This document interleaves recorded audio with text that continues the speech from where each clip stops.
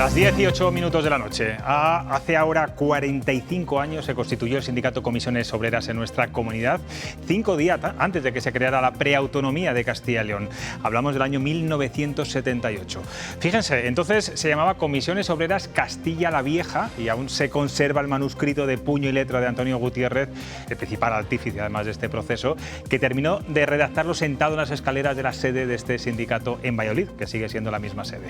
Hoy queremos hacer un recorrido por este casi medio siglo de la mano de sus líderes autonómicos. Nos falta uno muy querido y del que nos seguimos acordando mucho por la impronta que dejó. Me refiero a Jesús Pereda, que falleció en 2003. Javier Fernández, buenas noches. Buenas noches. Primer líder de comisiones a los 26 años, muy temprano.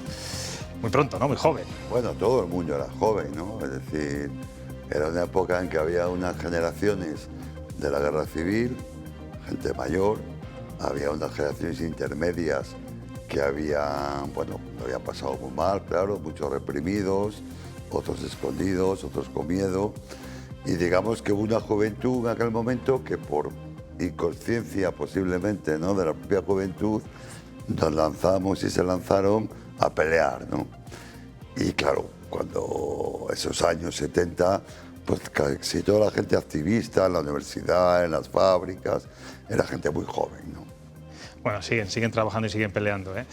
Ángel Hernández, más conocido como Gelo para los amigos, eres el tercer líder de Comisiones Obreras. Estuviste 14 años al frente de este sindicato, sigue siendo una imagen muy reconocida y muy reconocible. ¿Todo bien? Buenas noches. Hola, buenas noches, todo bien. Y Vicente Andrés, actual líder sindical de Comisiones Obreras, eras uno de esos inconscientes porque en ese año, en 1978, tú ya estabas afiliado, acaba de legalizarse el sindicato. O sea que, en fin, ¿os lleváis bien vosotros tres? ¿Tenéis mucha relación? Sí. ¿Habláis? Sí. Sí, hablamos bastante. Yo hablo con cada uno por separado porque me gusta mucho conocer y oír sus reflexiones sobre momentos de dificultades. Sí, me apoyo mucho les pido consejos sin que ellos sepan que les estoy pidiendo consejo. Eso está bien. ¿Qué creéis que habéis aportado cada uno de vosotros durante vuestro periodo como líderes de comisiones obreras? Javier, tú que comenzaste, además nada más legalizarse el sindicato. Yo creo que nada hemos aportado todos lo mismo, ¿no? En el fondo, ¿no? Un sindicato no es un partido político, no es un medio de comunicación, no es una estructura inventada, ¿no? Un sindicato son trabajadores, gentes afiliadas, gente que se moviliza, gente que hace huelgas, gente que firma convenios, gente que pelea. Y eso genera un pozo donde, alguien tiene que dirigir eso, ¿no? Alguien se eligen dirigentes, muy democráticamente, por cierto, ¿no? Yo creo que son las organizaciones más democráticas que hay, ¿no? Incluso asamblearias en muchos momentos, ¿no? Y entonces, yo creo que la aportación es bastante similar en cada momento, claro, ¿no? Y es, pues, consolidar el sindicato, mantener la estructura, hacer que la gente se entienda, hacer propuestas sindicales, laborales, o bien para el diálogo social o para problemas del conjunto de la sociedad, y con ese bagaje intentar sacarlas adelante, ¿no? Yo creo que básicamente es esto, ¿no? Ángel, tu etapa fue la de mayor florecimiento o crecimiento del sindicato. Tú heredaste, además, el diálogo social que firmó Jesús Pereda. Luego tendremos imágenes por ahí de esa firma. Digamos que es la parte más vistosa en el exterior, ¿no? Y es verdad que fueron años muy productivos para el sindicalismo. Pero Ángel, mira, estamos viendo en estos momentos esas imágenes, esa primera firma, y vemos a Juan Vicente Herrera, Fermín Carnero, eso es en Hernández Lobato, que era presidente de CEGALE. Eso es en noviembre del año 2001, y yo tomé el relevo de Jesús en abril del 2003, ¿no?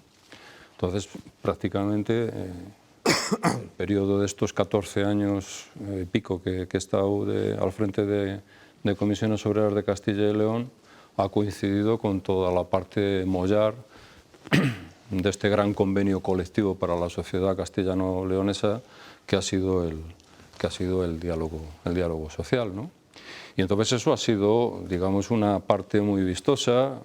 Yo he jugado ahí un papel de ser la cara de la organización, pero para que todo el mundo lo entienda, el esfuerzo que a nosotros nos llevaba a las negociaciones con el Gobierno de Castilla y León, el seguimiento de los acuerdos, las órdenes que había que pactar y todo eso, eso era como el 5% de los recursos humanos de la Comisión Ejecutiva. El resto de la organización está a lo que está, que es en los centros de trabajo. Lo que pasa que era lo más mediático, ¿no? Claro, y lo que más vestía. ¿Qué diría Jesús Pereda si levantara la cabeza y viera lo que está pasando ahora con el diálogo social? Bueno, pues yo creo que era lo que teníamos diseñado en la organización. Es decir, cuando se abre la posibilidad de abrir esta vía de diálogo social, ocurren dos escenarios, ¿no? Un nuevo secretario general que sustituyó a Javier en junio, hoy creo que son 20 años desde la fecha del Congreso en León, y un nuevo presidente del Partido Popular y un nuevo presidente de la Junta de Castilla y León, que junto con los otros dos actores imprescindibles, los empresarios, los responsables de los empresarios en aquel momento, y el líder de la UGT en aquel momento, que era también el difunto Fermín Carnero, pues de las conversaciones que mantienen entre ellos y las que se mantiene con Herrera, pues se ve que hay una disposición del Gobierno de Castilla y León a tomarse este tema muy en serio y por lo tanto de favorecer una nueva forma de entender las relaciones con las organizaciones sociales más representativas de Castilla y León, que son las organizaciones empresariales y sindicales y además reconocidas en la Constitución española, y hacer de ese juego una democracia más participativa, donde no solamente sea el Gobierno y el Parlamento los que toman decisiones, y como muchas veces decía Herrera, ¿no? 12 ojos ven más que mis 2 ojos, ¿no? Entonces, esa ha sido la parte más vistosa, pero la otra parte, esto no se hubiera podido construir si nosotros no hubiéramos tenido, igual que la Unión General de Trabajadores, 120.000, 130.000 afiliados en el conjunto de las empresas y miles de delegados y delegadas, que son los que nos dan la representación, los trabajadores. Sí, las bases del sindicato. Claro. Vicente, ¿te ha tocado la parte, digamos, más complicada en esta legislatura, por llamarlo así, con el enfrentamiento con la Junta, con Vox, Bueno, el ERTE que habéis tenido que presentar? desde luego, estos 6 años de los que llevo yo de secretario general han sido 6 años con bastante turbulencias, ¿no? Y con asuntos rupturistas, ¿no? No solo lo del gobierno de ahora, que es conocido por todos, sino la propia pandemia, ¿no? El afrontar cómo el sindicato se situaba en el mundo del trabajo cuando estaba todo el país, todo el planeta cerrado, pues eso fue un desafío importantísimo, ¿no? Teníamos que atender a nuestros delegados y delegadas para que estos atendieran a los trabajadores en todo el proceso de ERTE, cierres de empresa y demás, lo teníamos que hacer de forma telemática. Entonces aquello fue, por decir una manera, yo no he vivido la clandestinidad por edad, pero era como desde casa dirigir, hacer sindicalismo, negociar convenios, negociar ERTEs, relaciones institucionales y demás, hacerlo desde casa. Eso fue como bastante fuerte, ¿no? para ello y para afrontarlo. No estábamos preparados. En el franquismo el sindicato era ilegal, pero bueno, llevaba un proceso de participación. Aquí fue de la noche a la mañana. Aquello fue muy difícil para nosotros, pero se logró llegar a la gente, ayudar a la gente, responder a la gente. Y ahora, una vez recuperados de la pandemia, pues viene un gobierno que efectivamente la primera manifestación que hace es no pararemos hasta meter a los sindicalistas en la cárcel, que nos devuelvan lo robado. Esas son las primeras manifestaciones.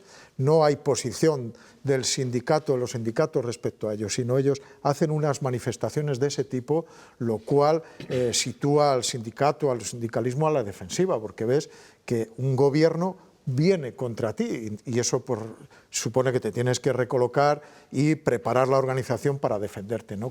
Entonces ha sido son momentos difíciles, hay que reconocerlo, pero yo creo que es peor todavía cuando te jugabas la libertad y los momentos previos. Y ahora que va a haber muchos pactos, PP-Vox los está viendo en algunas comunidades autónomas como Valencia, ¿creéis que está en entredicho el diálogo social en muchos otros territorios? Bueno, ¿Lo que está pasando aquí en Castilla y León se puede reproducir en otras partes? Bueno, está por ver, ¿no? Porque aquí la clave está en que la Consejería de Empleo la lleva un partido que es anti-sindicatos, anti-diálogo social. Si aquí en Castilla y León el proceso hubiera sido distinto, en el sentido de que la Consejería de Empleo siguiera en manos del partido mayoritario, pues posiblemente no estábamos en estas. Quiero decir que es que lo que ha hecho el presidente Mañueco ha sido entregar el diálogo social a un partido que es contrario al diálogo social. Entonces eso es lo que donde viene la disrupción, viene por ahí, porque si eran las señas de identidad, era un proceso participativo, constructivo, lo tenía que haber puesto a buen recaudo y por lo tanto darle continuidad, no que le ha entregado digamos a voces. ¿Qué va a pasar en el resto de las comunidades? Está por ver. En Valencia de entrada no les ha dado la Consejería de Empleo, por algo será, lógicamente. En Extremadura hemos visto lo que ha pasado esta tarde. Por lo tanto, yo creo que Feijóo ha tomado nota de que sabe que entregar las consejerías de empleo a Vox es crear un clima de enfrentamiento civil, un enfrentamiento innecesario, porque nosotros, alguien se imagina, ya te lo he dicho aquí otra vez en otro programa, un país sin sindicatos, ¿cómo podría funcionar? Sí, sin comisiones obreras y sin UGT y sin otros, pero sin sindicatos somos una parte indispensable para la organización del mundo del trabajo. ¿Cómo está la situación laboral en estos momentos en Comisiones Obreras después de ese ERTE que ha afectado, bueno, aparte de la plantilla? Hablabais de la posibilidad incluso de presentar un ERE y yo me gustaría también preguntarte, ¿esto se debe en exclusiva, el motivo es la falta de subvenciones de la Junta? Obviamente, está claro. Todavía no hemos tomado la decisión, no tardaremos en tomarla, pero todos los programas que nosotros estamos desarrollando son programas de servicios públicos, igual que Cáritas, la Cruz Roja o la propia televisión, ¿no?, que hace un servicio público con una financiación pública, ¿no? Pues si el gobierno de Castilla y León decide eliminar la financiación a la televisión de Castilla y León por hacer ese servicio público a Cáritas o la Cruz Roja, pues no podrá sostener todos los gastos económicos que suponen las plantillas, los estudios, en fin, o los propios trabajadores de la Cruz Roja. Pues con nosotros pasa lo mismo, es decir, esos programas que hacíamos frente a la inmigración, para la igualdad, de prevención de riesgos laborales para ir a las empresas, si ese servicio público universal desaparece, los técnicos que hacían ese trabajo, nosotros no les podemos sostener. Somos autosuficientes con nuestros casi 70.000 afiliados para atender nuestras obligaciones, pero no las obligaciones de un servicio público. Vamos a echar un poco la vista atrás. Javier, ¿qué crees o qué huella ha dejado durante todos estos años Comisiones Obreras que no haya hecho, por ejemplo, UGT? ¿Cuál es la ventaja diferencial de vuestro sindicato? Hombre, yo creo que, en fin, UGT ha tenido un papel muy importante, ¿no?, todos estos años, pero Comisiones Obreras, primero, ha sido más pionera. Es decir, esto que estamos celebrando hoy o conmemorando es una formulación de Comisiones Obreras para organizarse con carácter regional y contribuir a la creación de la comunidad autónoma y a la elaboración del Estatuto de Autonomía, es decir, anterior. No es una organización que se plantea, bueno, si hay una autonomía, nos sumamos. Si hay un gobierno, pues nos estructuramos para hablar con el gobierno. No, o sea, somos pioneros, lo planteamos y somos impulsores, ¿no?, de la comunidad autónoma. La UGT llega más tarde, se organiza más tarde, regionalmente, incluso con problemas de tipo territorial, me refiero, no de otro tipo. Y luego Comisiones Obreras tienen un bagaje que es más general, ¿no? Cuando llega la legalidad, Comisiones Obreras tiene una presencia enorme en todos los sectores de trabajadores y por lo tanto sale a la luz con un bagaje, con una fuerza, no para empezar a afiliar gente, ¿no? Tú hablabas antes de la sede del sindicato y el Congreso. No, el Congreso se hizo en el mismo edificio, pero era el sindicato vertical, que Comisiones Obreras participaba en él, se había disuelto hacía pocos meses y se utilizaba el salón de actos. Pero Comisiones Obreras, ni la COE ahora, tenía esos locales, ¿no? Estuvo después y es el que se sigue se manteniendo en estos más tarde. Cuando se hace el Congreso, no era local del sindicato, era el local del sindicato vertical, ¿no? Hay varios hitos a lo largo de vuestra historia. Hablamos antes de la firma del diálogo social que veíamos en 2002, decías, 2003. No, 2001. No, 2001, perdón. 9 de noviembre del 2001. Huelgas generales varias, marchas reivindicativas mineras, por ejemplo. Por supuesto, la fiesta de Villalar, que bueno, siempre tenéis mucha presencia y protagonismos. Os quiero preguntar a Gelo y a Vicente, ¿notáis que el respaldo social que teníais años anteriores se está perdiendo? Aquellos primeros de mayo donde las calles estaban llenas de gente y ahora parece que no va tantos trabajadores a defender esos intereses, ¿de alguna forma eso se está minorando? ¿La sociedad ya no está tan involucrada, digamos, con el movimiento social o con el movimiento laboral? No, yo creo que son tiempos diferentes, son tiempos diferentes. No se puede comparar la España de la salida de la dictadura, de la libertad, en el año 77, 78, 79, con el escenario de hoy, ¿no? Hoy tenemos más afiliados que nunca. Y eso es lo importante para la organización. O sea, hacer una manifestación muy grande y tal, oye, muy bonito, muy rentable. Pero si no tenemos los afiliados, podemos tener en la calle todo el mundo que quiera esa tarde acompañarnos en no sé qué reivindicación. Yo creo que hoy el sindicato, como estructura, como organización, tiene más afiliados y afiliadas, que son el 40 y tantos % ya de la afiliación en el sindicato. Y hoy la gente sale a la calle cuando ya, digamos que no queda más remedio, Digamos que en la otra etapa era una explosión de 40 y tantos años encerrados en casa, pues es como lo del COVID. Salíamos a la calle la gente a todo lo que se llamaba.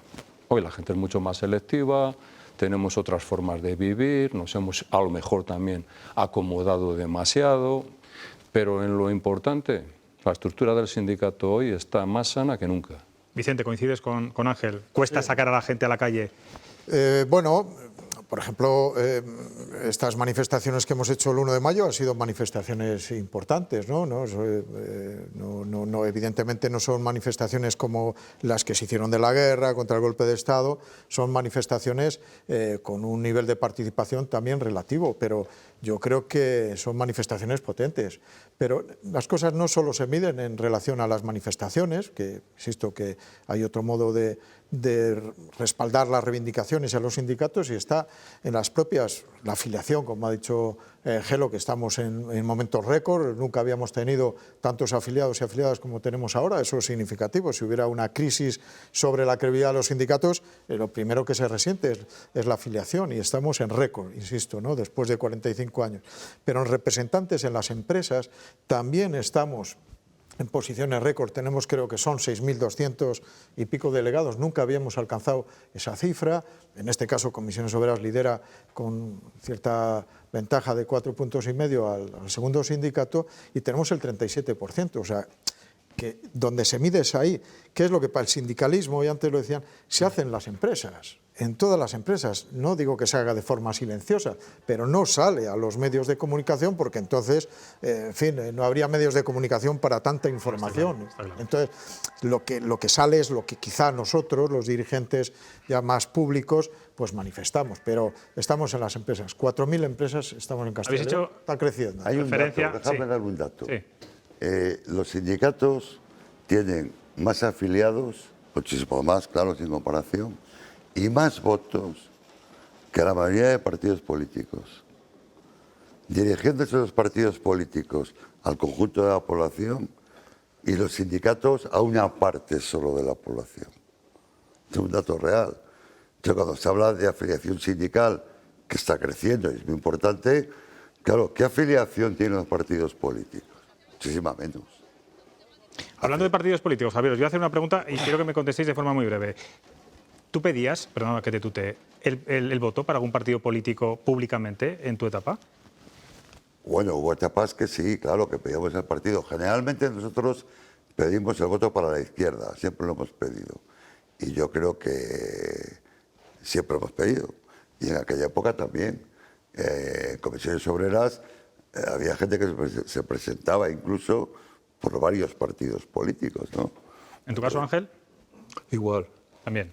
Nosotros, en los 14 años que yo he estado de secretario general, siempre nos hemos posicionado en los procesos electorales, tanto autonómicos como en los estatales. Nunca hemos dicho a qué siglas hay que votar.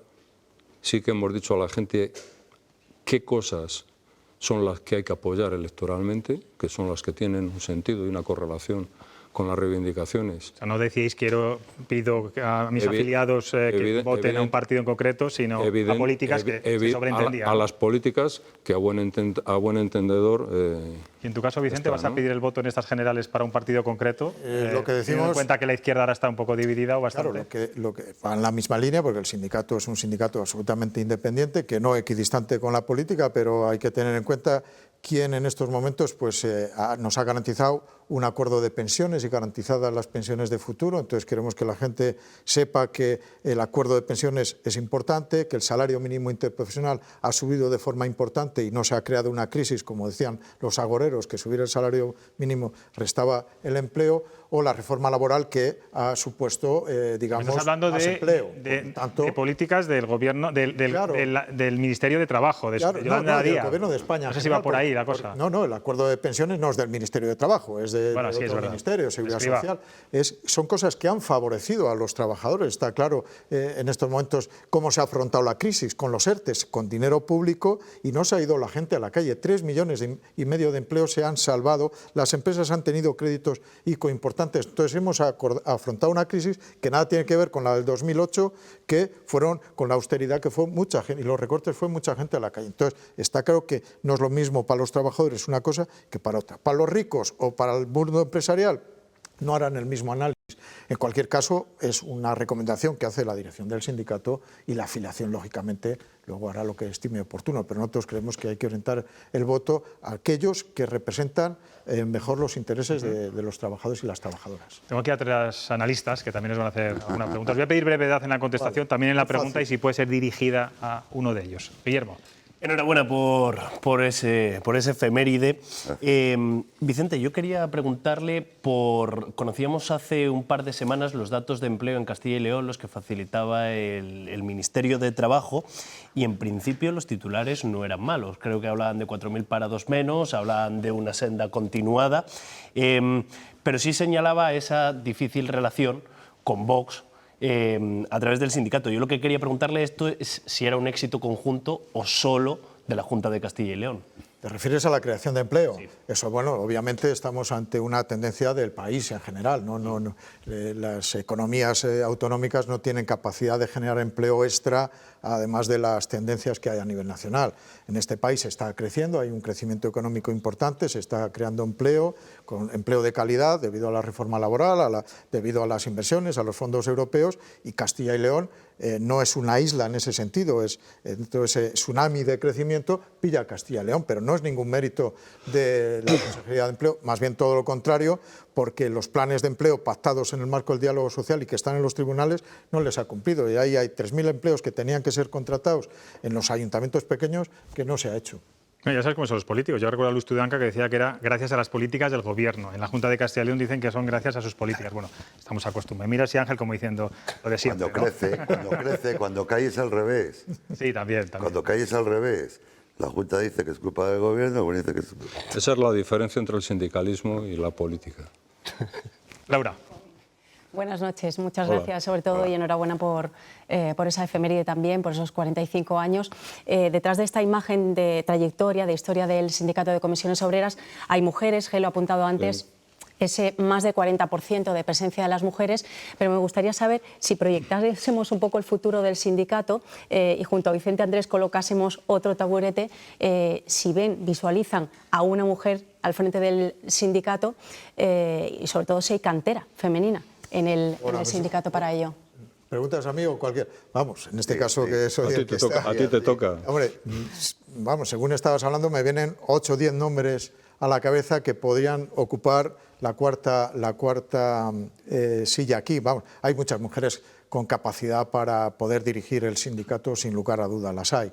El sindicato ahora mismo, la dirección, prácticamente estamos al 50% hombres-mujeres.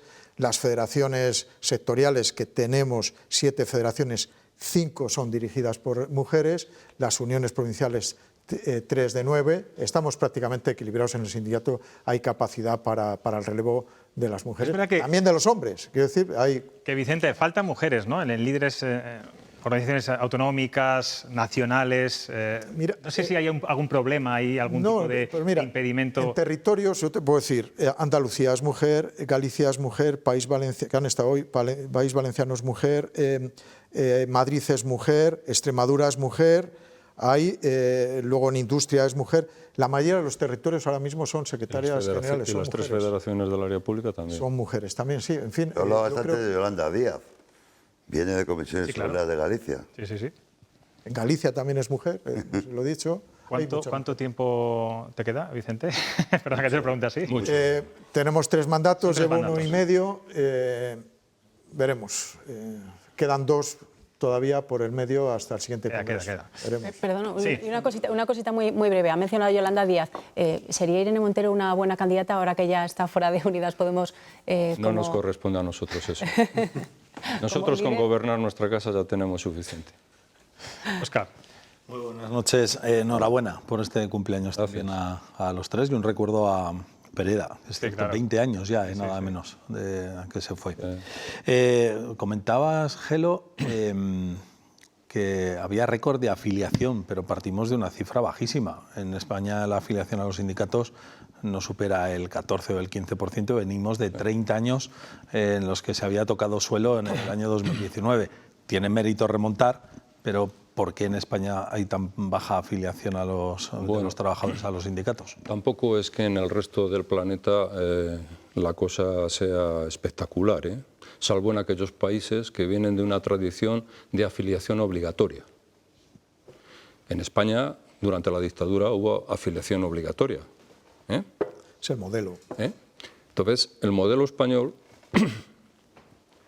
no es un modelo, que es un modelo además que nosotros propugnamos. Ahí sí que tuvimos unas diferencias de criterio con la Unión General de Trabajadores, que tenía otro modelo, que era el de el sindicato en la empresa. Defendemos a nuestros afiliados, los no afiliados ya veremos qué pasa con ellos, y nosotros buscamos un sistema que era no el de la representación a través de elecciones en las empresas, donde están los delegados de personal o los comités de empresa en función del volumen de trabajadores, y por lo tanto es un órgano unitario que representa al conjunto de la plantilla, estén afiliados o no estén afiliados.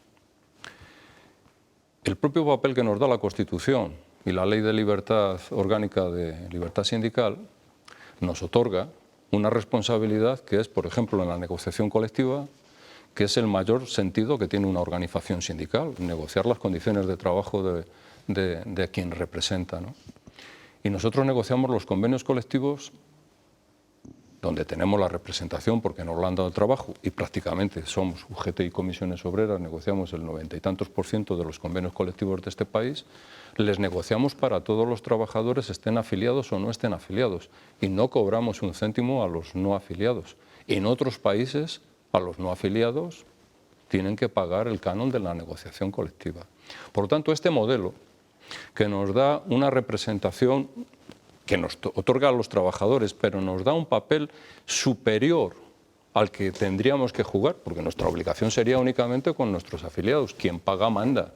Pero sin embargo tenemos unas obligaciones que hacemos con el conjunto de la sociedad, y ese modelo, que tiene muchísimas ventajas, la negociación colectiva, cuando un compañero en una empresa, sea grande o pequeña, firma el convenio colectivo, va al boletín oficial del Estado, de la provincia. Eso es ley, eso se reclama ante los tribunales. Esa importancia que nosotros jugamos y que dimos al papel que tenía que tener el sindicalismo, a muchos trabajadores les es muy cómodo. No os voy a decir vosotros si estáis afiliados, que también os negocian el convenio colectivo en vuestras empresas, ¿no? Por lo tanto, no es tanto el problema de cuánta gente hay afiliada, sino cuánta gente apoya en los centros de trabajo a las organizaciones para que les representen ahí y por lo tanto fuera, y esos niveles de afiliación, si fueran al contrario, es decir, el que quiere que se le aplique el convenio colectivo tiene que pagar un canon, si ese canon le es más caro que estar afiliado, estaría afiliado mucha más gente. Y ese es un modelo que hay en otros países de Europa. Pero no estamos tan bajos como se dice, Quiero ya para terminar, ahora que estamos ya más relajados, que me digáis así en petit comité, ¿qué tal os lleváis con UGT? ¿Hay mucha rivalidad? ¿No la hay? Yo no he tenido nunca, yo he coincidido con 3 secretarios generales, Fermín Carnero, Agustín Prieto y en la primera fase de Faustino, ¿no? Y no hemos tenido, yo no he tenido grandes problemas con... Bueno, son vuestros competidores de alguna forma, ¿no? Sí, pero tenemos elementos